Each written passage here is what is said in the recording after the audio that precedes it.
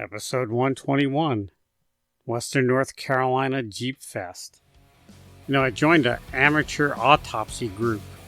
I'm really stoked about it. Tuesday's open mic night. Welcome to the 10-Minute Off-Road Podcast. I'm your host, Nicky G. I'm here to inform, entertain, and delight your ear holes with all things off-road for the next 10 minutes or so. Why 10 minutes? Well, that's how long it's... I'm out of shtick. We're just going to do it for 10 minutes. That's about all I can talk, and that's probably about all you can stand. I'd like to turn it over now to my enslaved AI interns. I'll give you all the legal boilerplate mumbo-jumbo. You're listening to the 10-Minute Off-Road Podcast, the podcast for the off-roader with a short attention span. You can follow the 10-Minute Off-Road Podcast on Facebook, Instagram, and YouTube, but never on TikTok. You can listen to the 10-Minute Off-Road Podcast on whatever the hell you're listening to it on now, including Apple Podcast, Amazon Music, Spotify, Odyssey, Podbay, Podchaser, Pocket Cast, iHeartRadio, and on YouTube. Got something to say? We would love to hear from you. Just contact the 10-Minute Off-Road Podcast at 10minuteoffroad@gmail.com. That's 10minuteoffroad@gmail.com. Or leave a comment on our YouTube channel. Thank you, enslaved AI interns. You're worth every penny. All right, so the other day I just got back from the Western North Carolina Jeepfest in Maggie Valley. Had a great time. Met some new people there, made some new friends, and caught up with some old friends. You should plan on going next year because it's a hoot. Little info about it. It was June 6th and 7th this year, 2025. Held in Maggie Valley, which is in western North Carolina, just a little southwestern from Asheville, on the other side of the Smoky Mountains from Pigeon Forge. So it's about 60 miles away from Pigeon Forge. And they had ample parking. I really enjoyed that. I didn't have to hunt for a parking space, and I didn't have to walk a mile and a half. Everything was contained right there. They really organized it and put it on really well. Little run through the schedule they had. Most of the stuff I didn't attend, but it was nice that they had it available for people. They had a recovery gear demonstration. Of course, the show and shine, which is what I went to.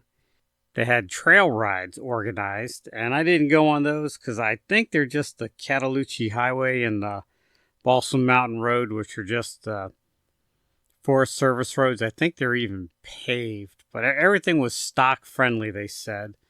So it might have been some gravel roads, but I didn't go on them because, that's hanging out with a bunch of people that I don't know, going on trail rides with a bunch of mall crawlers and stuff. That didn't appeal to me. I much prefer to do it by myself or with a smaller group. And they had a band. They had a stage with a DJ, and then at night the band came out and played. I didn't stick around for the band either because I had a long way to go to get home. And boy, let me tell you, I ran my cell phone dead while I was there.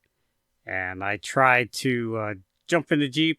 I was ready to go, and my phone didn't power up. I said, well, I'll just head southeast, and I'll hit something that'll take me to Charlotte.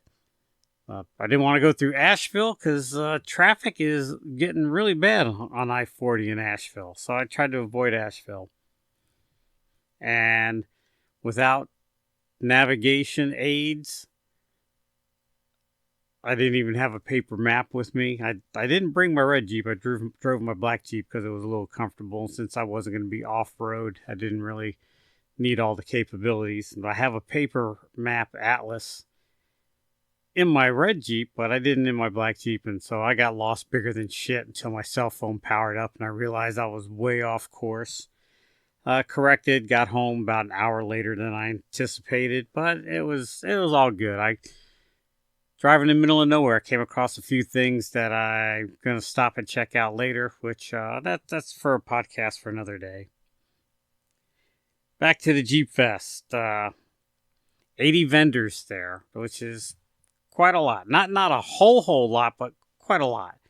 And I gotta say, most of them Jeep or off-road related. Sometimes when you go to these small shows, you get vendors that are like mom pop gemstones or Tony's hats and stuff like that. But most of the stuff was Jeep or off-road related. Holden Knives was there, which I've never heard of before. And, I don't even know if the guy I talked to was Holden or not, but he talked me into buying a knife. I wasn't going to buy a knife. He had some really nice, expensive knives, and I bought a cheaper knife, which was $40, which is expensive for a pocket knife for me, being that usually around $10-15 is my pocket knife, because I tend to break and go through them. But this guy cut a sheet of paper with it, and I was sold. And so I said, I'll take it. And he sharpened it up for me right then and there, even though it was super sharp to begin with. And it's now my new favorite pocket knife. It is replacing my DeWalt. Well, say my favorite pocket knife is a stretch, because the Gerber Nano is still my favorite pocket knife. Another item I saw there were door caddies. People were buying those things left and right. And it looks like a creeper that you lay on to go underneath your car to work on. But you stack your doors on it or place your doors on it. So if you take the doors off your Jeep, you can put it on this thing and you can roll it around your garage. They were super light, made out of the nano aluminum or whatever. They were light. And like I said, people were just buying them left and right. Every time I turned around, somebody had one in their hand. So I plan to go back to the Western North Carolina Jeepfest. It's a hoot. It is going on June 5th and 6th of next year, of 2026. I'm sure that might change. It might not change. Who knows? But yeah, I'll be there again. Okay, coming up, June 21st, there's a Pinnacle Mountain Jeep Fest, which is in Pinnacle, North Carolina. I don't know if I'm going to attend to that yet or not. It all depends. If I have some free time, I'll head down there. It's sort of near Greensboro, north that way. It's an unfamiliar area for me. It's rural North Carolina, but it's not up in the mountains. So I don't know. I might hit it. I might not. July 12th, Western Virginia Jeep Fest, not to be confused with West Virginia Jeep Fest, will be in Tazewell, Virginia. I went there last year. Had a hoot. Bought some stuff there. They had a lot of vendors there last year. I assume they're going to have some this year. So I will be there. And then, of course, August 1st is the Toledo Jeep Fest. And I'm going to be there. I already bought my ticket to Overland in the, I don't know what you call it, but yeah, I'm going to be in the Middle Grounds Metropolitan Park, camping under a bridge with, I think they have 14 spots, with 14 other people that I don't know yet, but we'll become good friends. Then October 17th, the All-Wheel Drive Fest. I already bought my ticket for that. I'm going to be there. Maybe. I don't know. There's some people in the family that are getting married, and they're talking about October 17th as the wedding day, and I don't know. I'm going to try to talk them into moving their wedding so I can go to All-Wheel Drive Fest. All right, so I'm about at the 10-minute mark. Kept my promise.